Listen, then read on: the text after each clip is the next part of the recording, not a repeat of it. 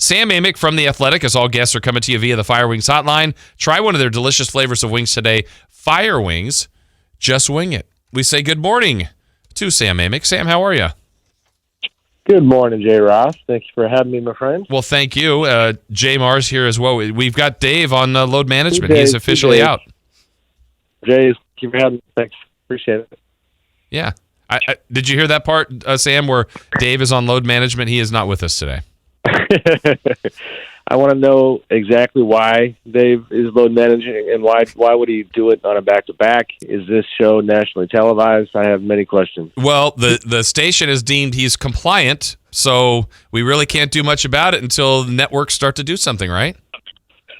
Indeed. It's funny, in real time, and I'm shamelessly about to hit send on a tweet, I spent all of yesterday trying to answer these questions. It was a very confusing day. I'm in LA. I was at that game and tried. One of my favorite parts of, not to go down a rabbit hole, but of this job is I collaborate a lot with other writers. So a guy named Jovan Buha does a great job covering the Clippers at our place. And Jovan and I mean, jokes aside, we tried very hard to get clarity on a very confusing issue, because the load management stuff, it's not new. We're used to this being a thing, but it's not every day when you've got, Doris Burke, who's a widely beloved media member, very upset, and publicly kind of chastising Kawhi for not playing, and the NBA putting out a statement, to explain why they're not disciplining Kawhi. I mean, there's a lot of layers to it, but it was a pretty unique day. Yeah. So I don't know what the fix is. I said this earlier in the show, Sam, that we know that money makes the world go round. I don't know what the networks will ultimately do, what their play could be. Could they lessen their next contract? I don't know. I do know, and that Adam Silver is addressing this or is concerned about this. What do you see as a potential fix in this, or is there one? I don't know. I mean, communication between the Clippers and the NBA is going to be at a high level. It's already gotten a little bit better. When we sat against Utah, that's messier than this one in terms of the way the behind-the-scenes logistics, and how this stuff unfolds. There are definitely rules about how far in advance the team has to alert the opposing team that their guy is going to be sitting. The Utah thing, there was some frustration on the Jazz's part for how late the word came. The solution is just, it's a matter of what side of the fence you're on. If you're the Clippers, and this, I'm not trying to sound sarcastic, this is really how they feel. The solution is for the NBA to stop not only having back-to-backs in general, but to stop having back-to-backs that are on national television for sure. And the point that they make behind the scenes is that Adam Silver has even been on record publicly indicating that back-to-backs that are, where both games are on national TV, they put a lot of pressure on the stars, who might be load managing or just trying to come back from injury. So I know the fans who get tired of this conversation hear that.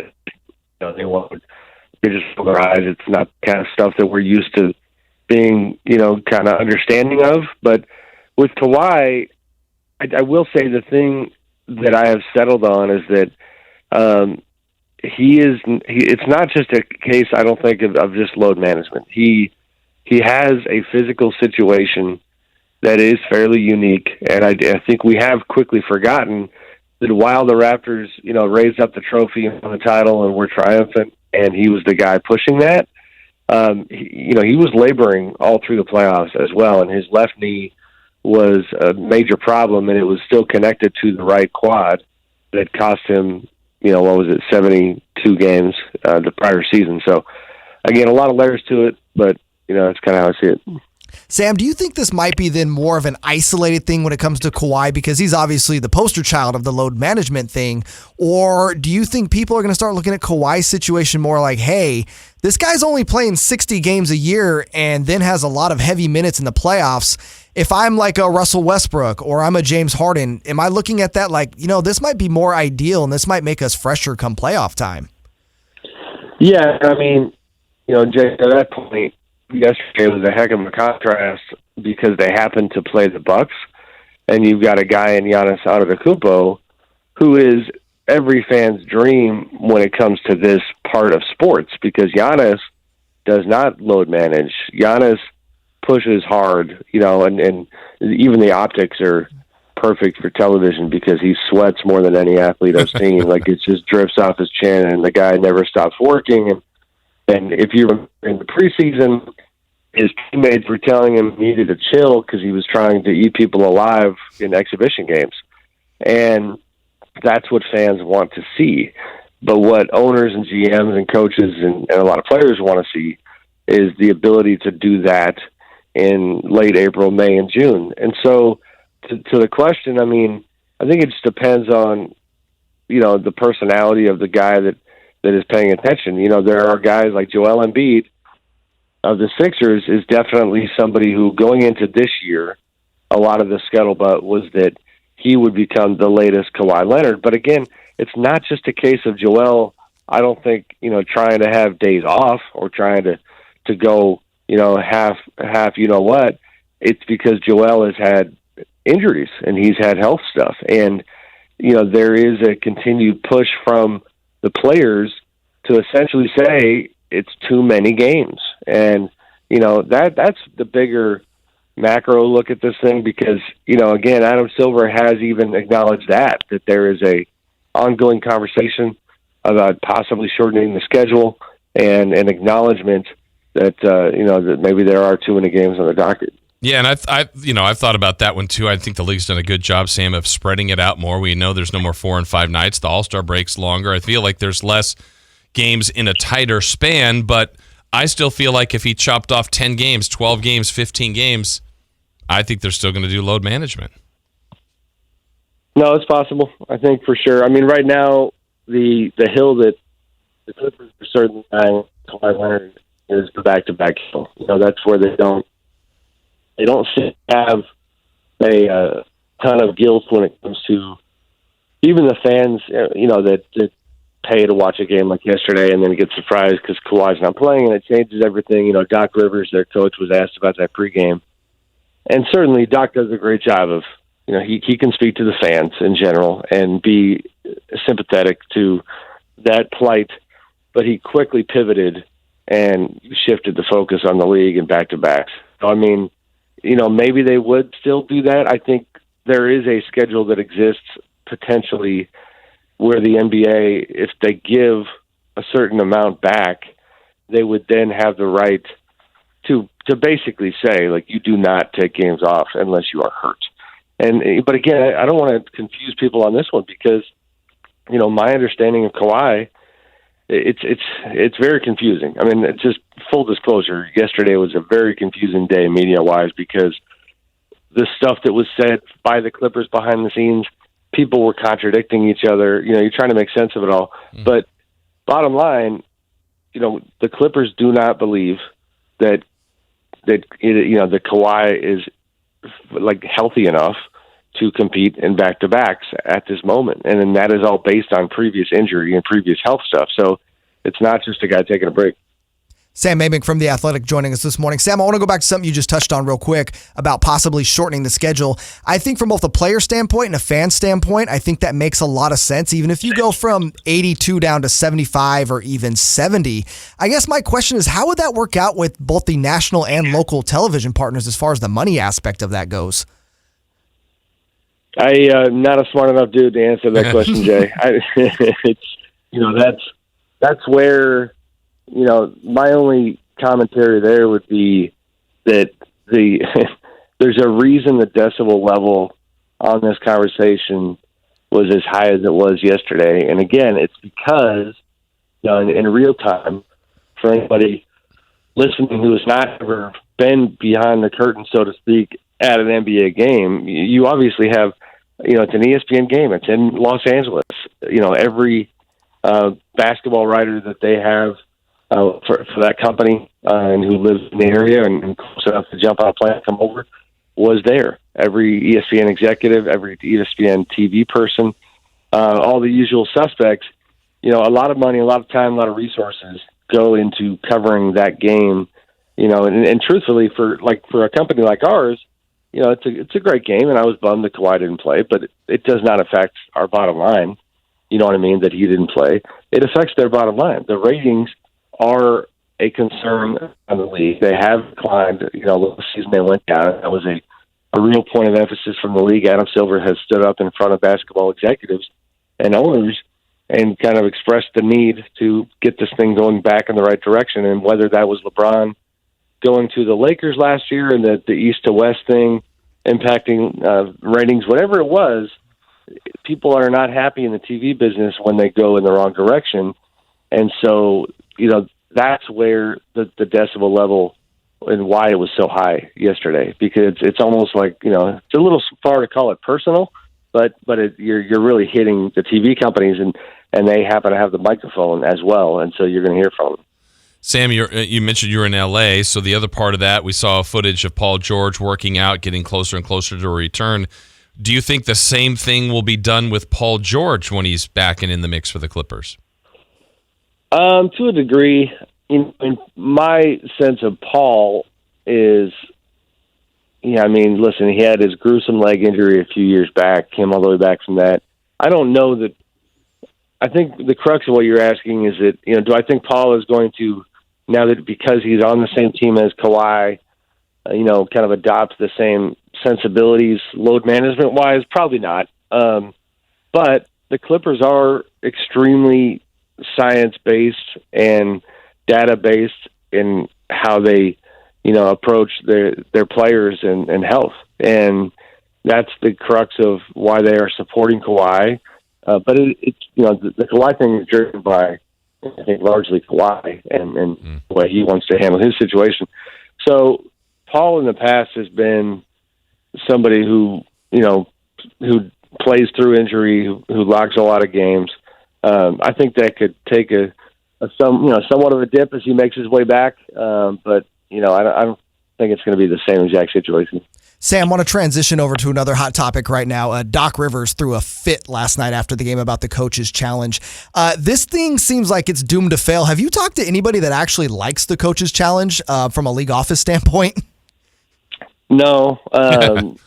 Yeah, I haven't. It seems to be just something that, I don't know. I don't know if it was properly thought through. The number one tip I had right out the gate was that I'm a sucker for right and wrong. I know that sounds corny, but it's like, all right, if you're going to give the coaches a challenge, and then let me understand this right. So they issue the challenge, they get the call right, and wait a minute, they lose their challenge? They should, to me, they should still have it. And if they correct 10 incorrect calls, then that's right. That's right. And so we should be happy about that. But that was never going to happen because it slows the game down and makes the refs look bad. So there's all kinds of angles to this thing. But to answer your question, no. It's gimmicky. It's, you see coaches struggling to figure out when to use it. The smartest one I've seen so far, because if you got it, you got to figure out how to use it, right? But when the Rockets played the Bucks in the season opener in Houston, and typically you're seeing coaches try to hold it for late in the game, but Mike D'Antoni had an opportunity to stick Giannis Antetokounmpo with the second foul, I think in the second quarter. And he did it, and next thing you know, Giannis is fouling out late in the game. You see the ripple effect of the coach's challenge. And, so strategically and for the viewing kind of aspect of things, there's going to be interesting moments, but by and large, I think people are irritated by it. Sam, last week when we talked, you had written about Luke Walton and this situation going on with the Kings' awful start. It's not much better. It's a little better. They have played better, but 2-6 certainly isn't catching anybody's eye across the league. I know you always still kind of keep a close eye on what's going on in Sacramento. What have you thought lately with the way the Kings and where they are now at 2-6?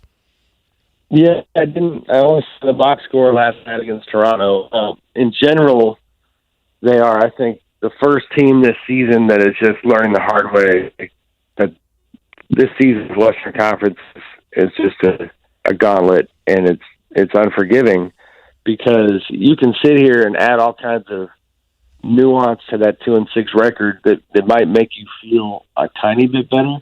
if you're a Kings fan, you can say, hey, let's remember they played really well against Denver and just couldn't pull it off, and Denver's clearly a better team. So moral victory. They competed against Toronto, and they were right there at the end. But it is what it is. You're 2-6. Listen, and it's crazy to say this, but 2-6 is so much better than 0-8, which could certainly have been a possibility. I mean, the way they, beating Utah, even though it was at home, beating Utah at all was not expected. And then the Knicks, they kind of boat raced the Knicks. But they've just got, I don't know the schedule going forward. They've got to play catch up as quickly as possible. And, they've got to get that conditioning up and get running even more in the same kind of way that they did last season. And, I wrote from my interview with Luke last week about, again, some of the nuance and the idea that the India trip did seem to impact them and the coaching change in general. And so I get it to an extent, but it doesn't matter. I mean, now they've got to, they've got to make up for lost time and try to get back into this race. Sam, a team they're going to have to play catch-up on is a team they were kind of paralleled with in the offseason, and that's the Dallas Mavericks. They're 5-2 right now. What have you seen work in Dallas that they've got off to this hot start? Yeah, I mean, that one obviously is always going to be kind of salt in the Kings fans' wounds because the ones who wanted Luka Doncic to come to town, you see like that conversation isn't going to go away for them or some of these other teams, although it helps the Hawks fans, kind of feelings that Trae Young's been so good. But Luka taking another step has been pretty wild to watch. The guy's racking up triple-doubles, 30-point triple-doubles. His efficiency in the lane, I read some great stuff from our guy Tim Cato, who covers the Mavericks at the Athletic just yesterday, and had a bunch of fascinating numbers about how, Luka is finishing in the lane at like a 10% higher clip so far this season than he did last year. He's seems to have a lot of synergy with Kristaps Porzingis, who's started off slow in the preseason, but you're starting to see how he's going to fit. They've got a decent thing going, and it's a rebuild that came, in a kind of quicker fashion that again, Kings fans would love to see their squad pull off. But it's early. But I mean, they've looked good early on. Hey, as long as we're rubbing salt in the wounds, how about the Lakers at 6-1? You're down there. I know there's so much talk right now with the Clippers, understandably so, in this load management thing. But after that first win by the Clippers, Lakers have ripped off 6 straight, best record in the West, and that duo looks pretty deadly right now, Sam, with LeBron and AD. It does, and I think I think I'd be considering Dwight Howard for MVP again. You know what I mean? Like he's been great though. Yeah, he's been good. I wrote something yesterday talking about Dwight and the way that he's one of many X factors for them, but he's panned out early and how he's decided to kind of, take the goofiness out of his profile and the demeanor that used to irritate so many of his teammates and led to that reputation as somebody who just didn't take his job seriously enough. And, so Dwight is a defensive force who is shooting like 69% from the field. I think he's on pace, for a league record field goal percentage at the moment. LeBron and AD are finding their way. Danny Green's been a good fit. Some of the other role players, my favorite little video clip from the past couple of days was when they finished off that 6th straight victory. LeBron was celebrating with Alex Caruso after he hit a bucket. And he chest bumps Alex like into oblivion because he's a much larger man than Alex, and Alex kind of went flying. They're having a good time, and they have a good thing going. And the guy who should be happiest and also deserves credit is Frank Vogel, because we all know that the alternative universe here, like where the Lakers struggle and get off to a bad start, everybody had assumed that because of the way the Lakers hired Frank, where it was their third choice, and Jason Kidd was going to come with him, somebody who everybody assumed would be getting the knives out at some point and stabbing Frank in the back and taking that job. The best thing for Frank, Frank's purposes was to get off to a good start. Yeah, and he's definitely done that. It's been a fun start to the season. Sam, thank you for getting up early with us this week, and we will talk to you again next week. You got it, guys. Thank you. The Drive.